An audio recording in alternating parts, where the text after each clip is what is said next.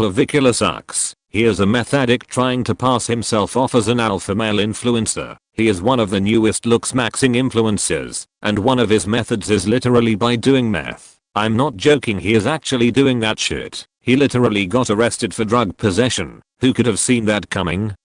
How shocking. To fucking nobody. He even bashes his face with a hammer. I'm not taking advice from a fucking meth addict, but maybe that's just me, because apparently there are 200,000 real people who actually follow him on Kick. Yeah, Kick, the streaming platform that already has a bad reputation for allowing degenerates on their platforms. The whole looksmaxxing trend was already so cringe to begin with, but it seems it has gotten worse, because now it's even more popularized because of Clavicular. He's the new face of the whole trend. He's a year and a half younger than I am, and he's a total fucking cringe lord. He's a grown-ass man, but has a mindset of an edgy teenager, which is probably his target audience. I saw one of these tweets on Twitter. Let me read it to you. Clavicular was mid-gestigooning when a group of foids came and spiked his cortisol levels. Is ignoring the foids while munting and mogging moids more useful than SMV chat fishing in the club? You might be wondering, what the fuck did I just read? I said the exact same thing. These motherfuckers are just making up new words for no reason. If I was 14 years old, I would have probably looked up to losers like him. Hell, I would have probably thought Andrew Tate was based and red-pilled if I was 14 years old. But I'm 21 years old. I know these motherfuckers are lame as hell. I don't need anyone to look up to because I know what's real. I know damn well that a lot of these people are grifting,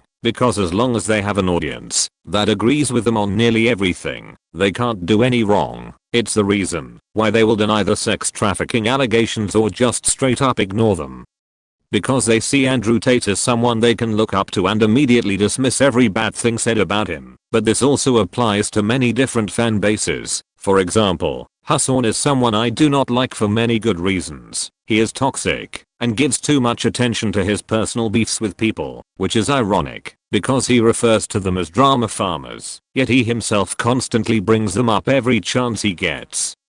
And he yells at his chat if they even slightly disagree with him. But no matter how indefensible he is, the fans will always find a way to defend him. Him and his fan base will use their political views to shield themselves from criticism. But let me break it to you. I actually agree with a lot of Hassan's political views, but just because he shares the same opinions as me doesn't mean I believe he is a good person, because his politics are completely irrelevant to the reasons why I don't like him. I'm sure me and Clavicular could probably agree on something, but that won't make me like him. You can agree with people you don't like and disagree with people you do like. Not a hard concept to understand. Hell, one day I'll probably make a video you'll disagree with, but is it really going to stop you from watching my videos? Results may vary. Sometimes I'll lose subscribers because of a video, but the subscribers I gain heavily outnumber them, so I don't give a fuck. But anyway, back to clavicular manslaughter. I remember when he actually hit someone with his truck. The guy was on the hood of his truck, and he drove forward and ran over him. Apparently he is alive but injured.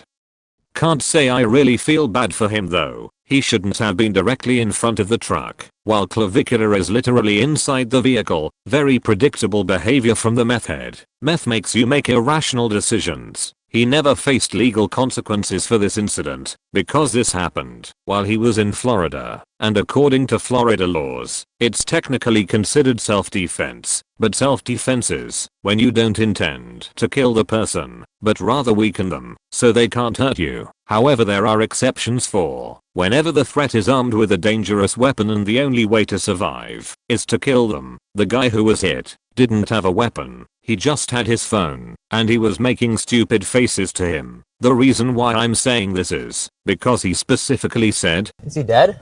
I don't know. Hopefully. Is he dead? Hopefully. If the guy filed a lawsuit against Clavicular, then he might actually be fucked, because it would seem like he didn't do it to defend himself, but because he just wanted to do it. He said hopefully in a happy tone, not in a "oh my god my life was in danger" tone. That's some serial killer type shit. Actually, I just rewatched the clip, and he shows no emotion whatsoever, so I think he might be some kinda psychopath. He even made jokes about it not even a full day after it happened, which once again isn't a good look for him. But it seems that everyone kinda forgot about this whole incident because I don't see anyone talking about it, and I still don't know who the guy even was, but I do think we will hear about it again in the future. But anyway, back in January, he went to a Miami Beach nightclub along with Andrew Tate, Nick Fuentes, Myron Gaines, Tristan Tate, Sneeko, and Justin Waller, the only guy I just named, that I literally know nothing about, but I'm very familiar with the rest of them, and they're all losers. They got the club to play Kanye's song that was literally called Heal Hitler.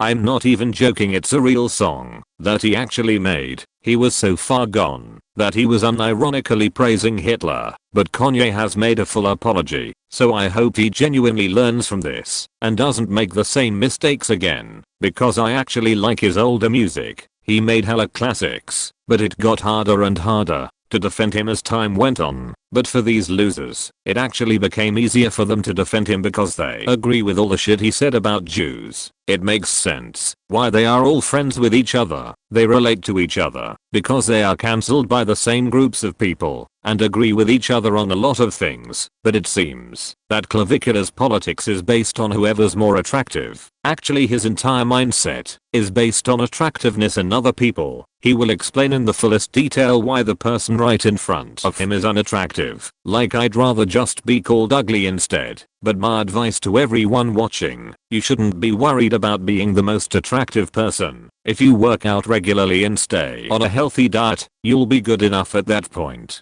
Do not take advice from meth addicts like Clavicular. You look stupid. Looksmaxxing is cringe and corny.